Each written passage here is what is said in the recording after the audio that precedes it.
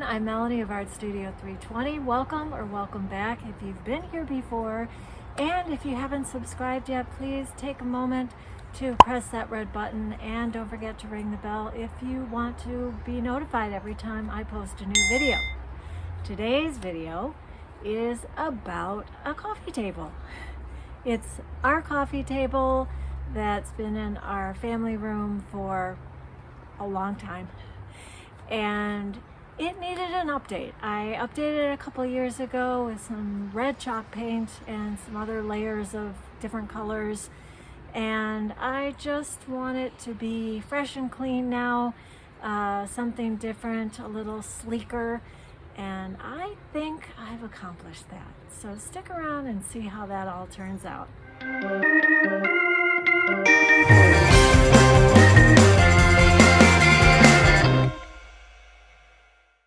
First thing I need to do is clean off the coffee table with some good old vinegar and water.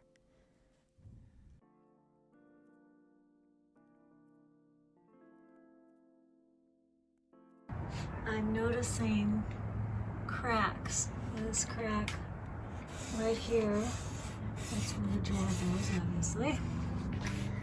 And there's this knot that has receded somehow, and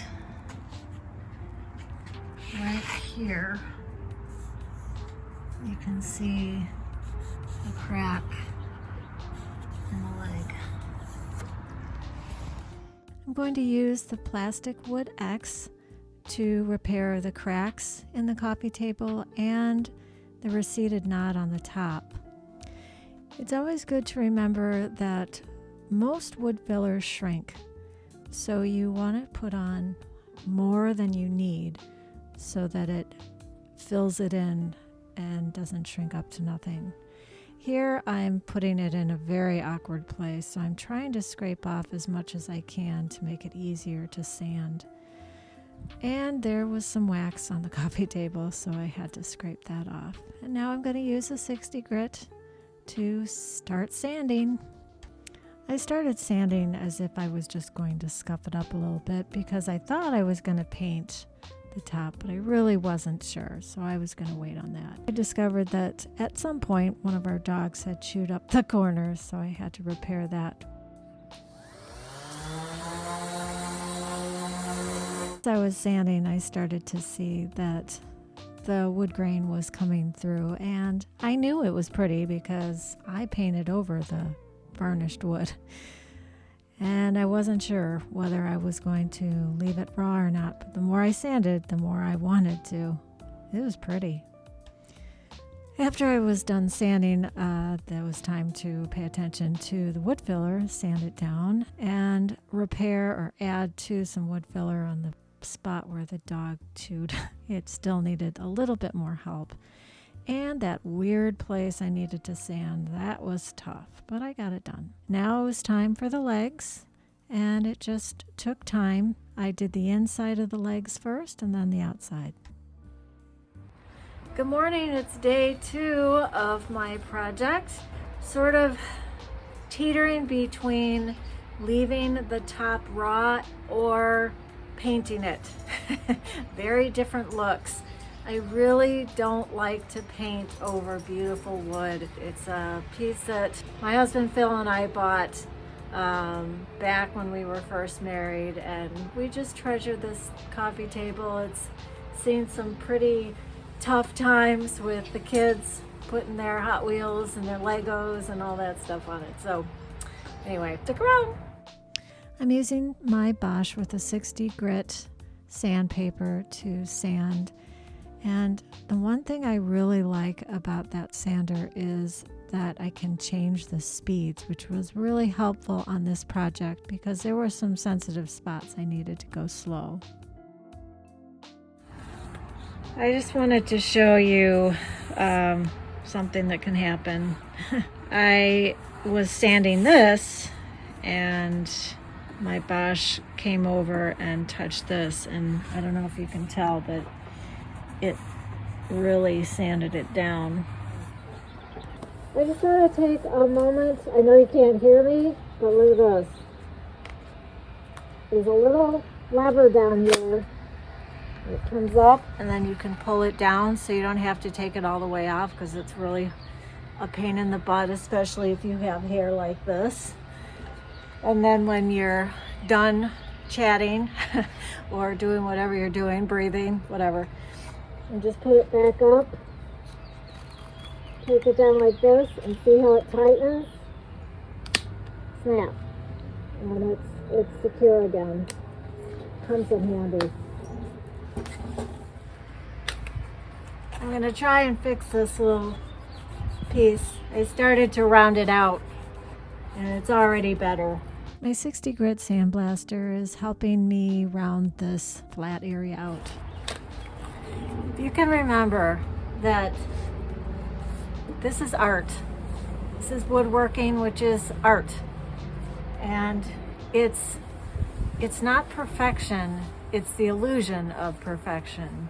So what I'm doing is I'm rounding this out, and if you touch it, yes, you can feel that it's a little flatter than this part. No one is ever gonna know. That looks pretty good. This is the leg that had some really bad splits in it. I put some wood filler in it. So I'm gonna turn my sander down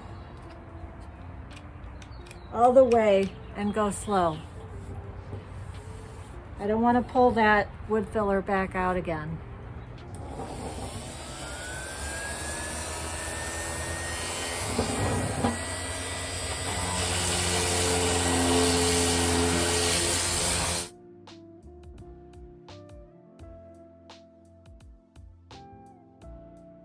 I wanted to show you up close this crack. And if you look really closely, you can see it's cracked pretty deep here. Now here, I don't know how deep that crack is, so I may be able to sand some of this and it may be okay.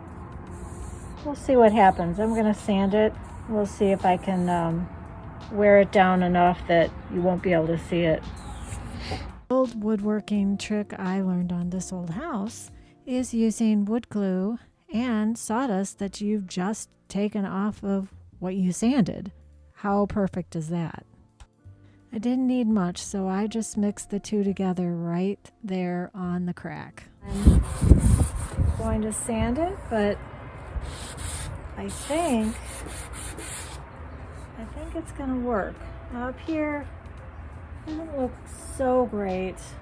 I'll sand it down, and if I need to do more, I've been collecting some sawdust, so I'll do it again.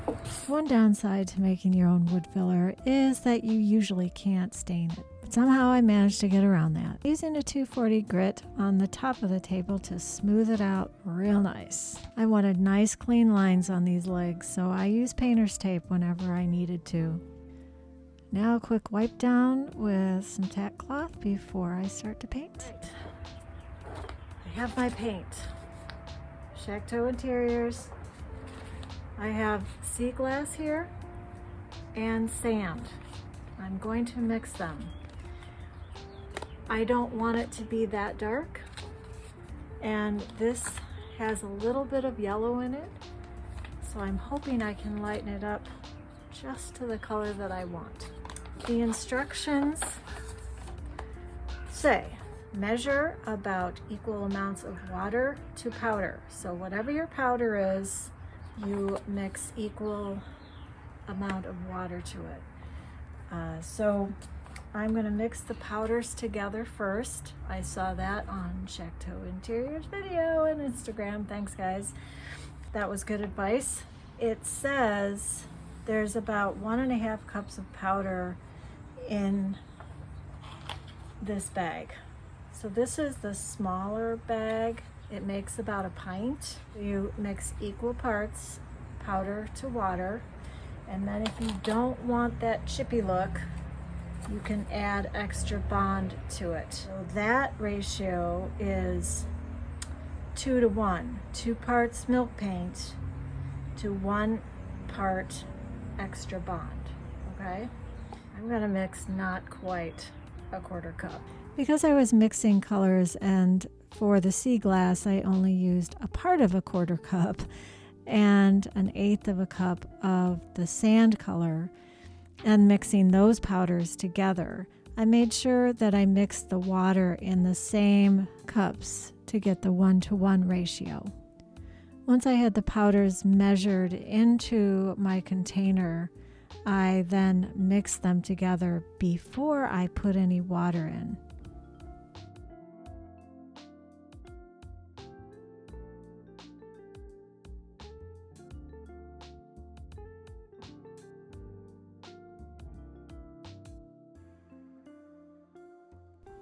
The instructions say to add just a little bit of the water to your powdered mix before you add the rest of the water.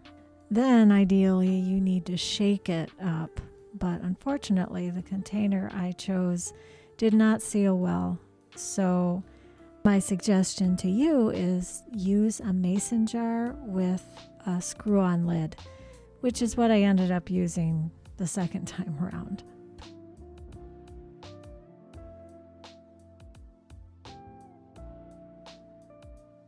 Man, I think this is the color I want. I wonder how much darker it's gonna get.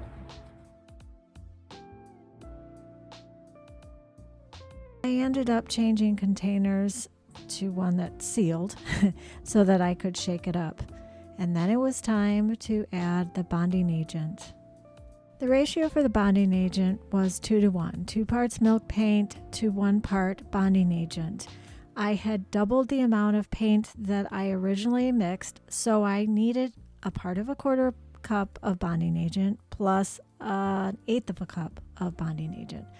I mistakenly added 1/3 of a cup instead of a 1/4 cup, but I just added a little extra paint and everything was just fine. First place I'm going to paint is underneath. Get that done. And I've decided to paint the top.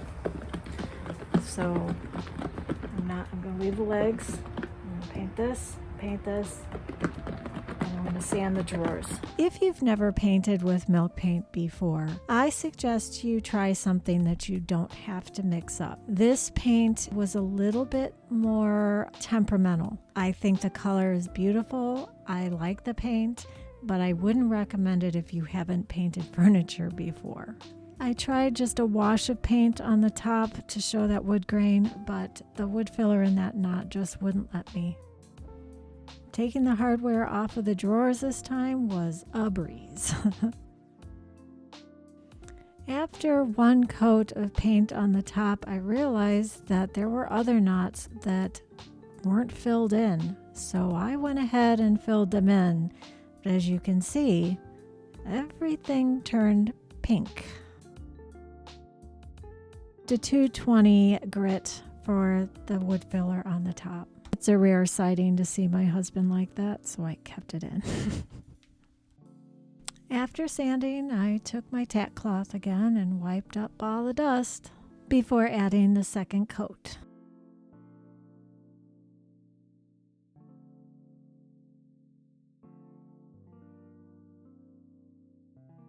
It's the end of the second day, and the table is almost completely finished. So tomorrow I will finish the drawers and then decide what I want to do with the legs. I'm going to keep them natural, either stain them. I don't think I can stain them because I do have a little bit of sawdust and wood glue, and that doesn't stain. Although if it's a dark stain, I don't know if that works or not. So that's something to think about, but I have all night to sleep on it, and we'll see what happens tomorrow. I wanted to share with you, do you see the pink spots? Good morning, it's day 3, and I've run into a couple of snags.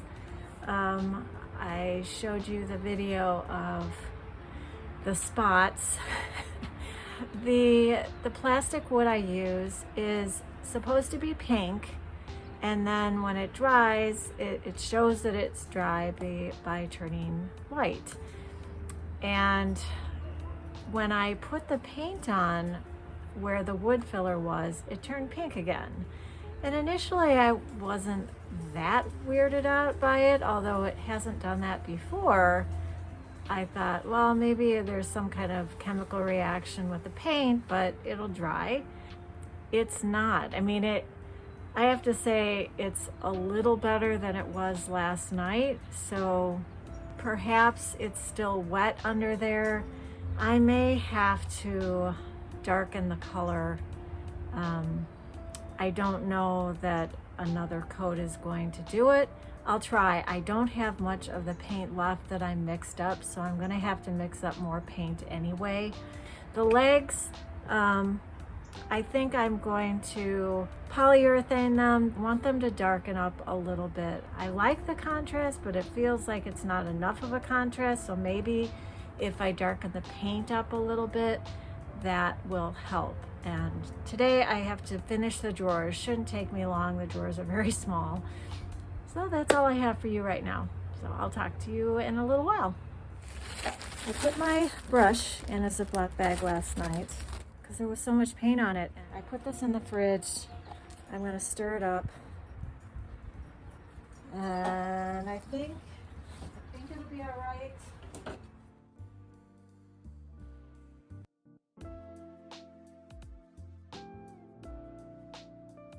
Well, the spots are still there. I don't know if you can. Here, I'll just hold it this way. Can you see the spots? There's one. There's one. There's one. There's one. There's one. There's one. There's one over there. Oh, and there's one. I decided to focus on the drawers because I wasn't quite sure what to do with the spots yet. I had to consult with my carpenter husband, Phil. For the drawers, I used a 60 grit angled block sander, which worked really well on those grooves, along with my Bosch sander using 60 grit and 240 to smooth it all out. After cleaning up the drawers, I got out the General Finishes gel stain in the Java color, which I really love, and stained up the drawers. Everyone has a preference for what kind of brush to use, but I think a chip brush works really well with stain, and I'm able to wash them clean with just a generic type of Dawn liquid. Of course, when you are using an oil-based stain, be sure to get rid of your rags in a safe way, get them wet and throw them out. Don't leave them in your basement or your garage, or they could ignite and start a fire.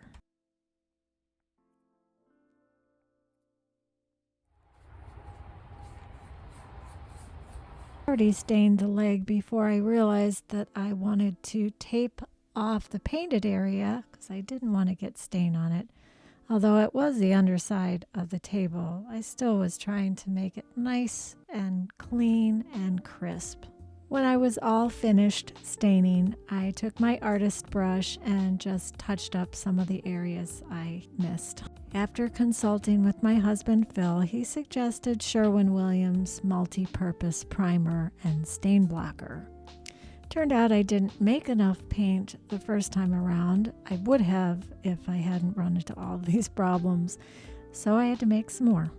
And I came pretty darn close to the same color. I put the primer and the stain blocker on just the spots that I had the wood filler that kept turning pink and bleeding through. But in retrospect, I think I would have painted over the entire thing. I decided to use the roller for, I believe, the second coat, just for more of an even finish. I was having trouble getting an even finish with the brush, and I knew that the roller would work better anyway. After a total of 4 coats, I sanded it one more time. Okay, that looks pretty good. Now comes the Minwax Polycrylic Clear Ultra Flat. You need to be sure that you stir this up really well. Don't ever shake it, but you need to stir it up.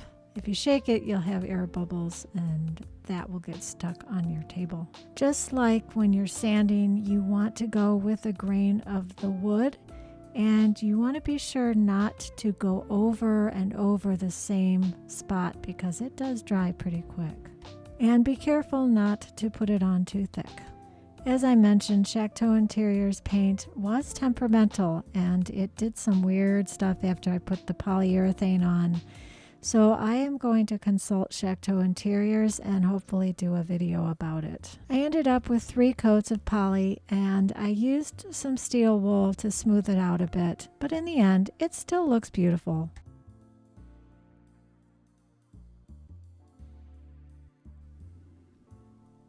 It's fun to put the hardware back on and the drawers back in because now the project is complete. Well, that's all I have for you today. I hope you enjoyed this video. And if you have any questions, please leave them in the comments below. And you can always check the description box for more information about this video, including all the materials I used today. Don't you love the thunder in the background? I ordered it special. For ambience, of course. Thanks for being here. See you next time.